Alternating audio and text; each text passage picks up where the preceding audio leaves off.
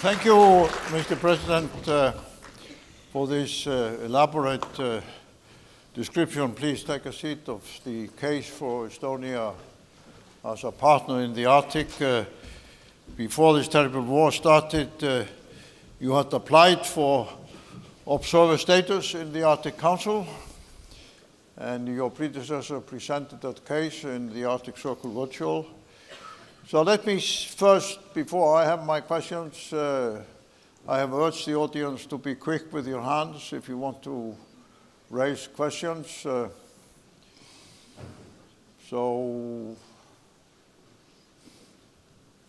Okay, I don't see any hand at the moment. Maybe my sight is not good enough. So let me ask you this.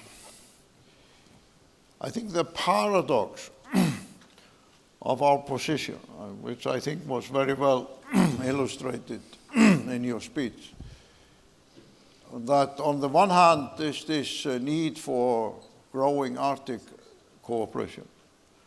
And then on the other, we have the consequences of the war, the isolation of Russia, which of course is a big part of the territory of the Arctic. And you are geographically placed in the way we all know. What kind of advice would you give us, the Arctic states, the other observer states, our community here, how we should move forward in, let's say, the next 1 or 2 or 3 years? Well, on the Arctic cooperation. That's obviously a difficult question to give advice. But first of all, Russia stays there where the country is. Russia never moves away from this position. That means we have to find a solution how to deal with Russia. And of course, first of all, it's important to end this war, because otherwise it's extremely difficult to start any kind of discussion with Russia on any level.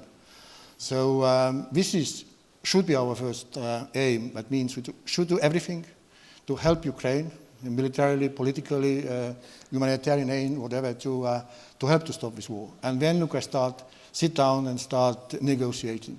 And first of all, of course, people who are involved in this aggression should be punished.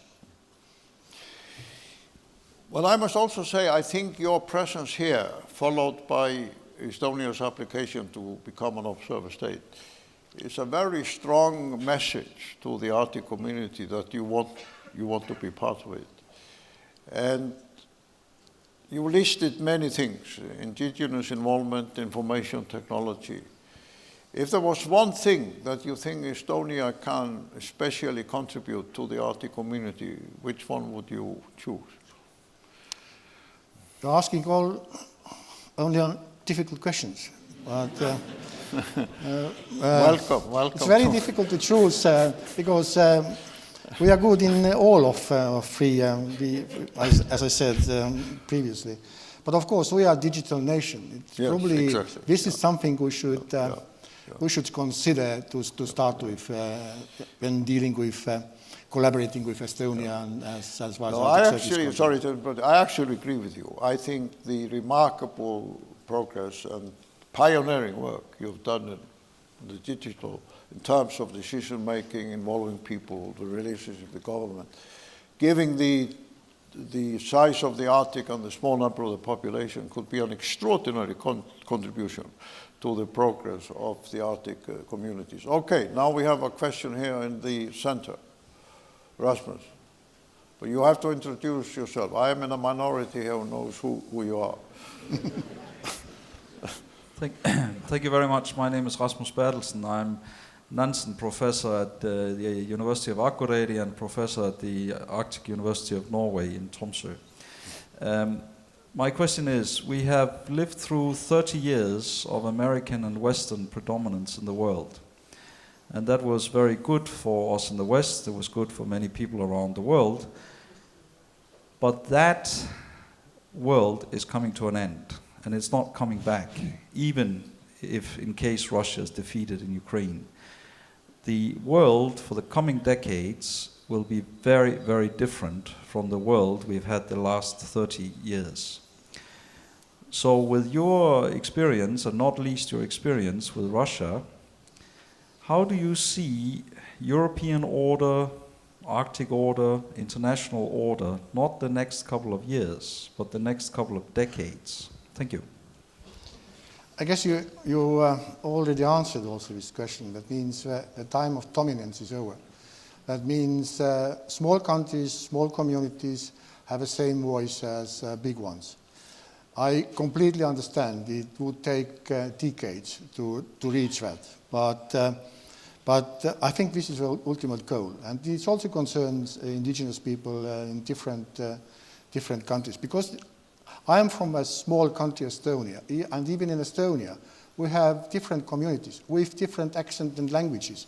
So we know what it means. And if we're talking about biodiversity, it's also important to talk about language diversity. That means to have to keep also our different languages going. So, but yes, collaboration and cooperation and accepting each other is, I think, the future.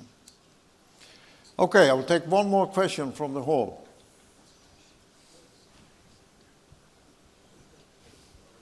Oh, yes, okay, yes. Mead.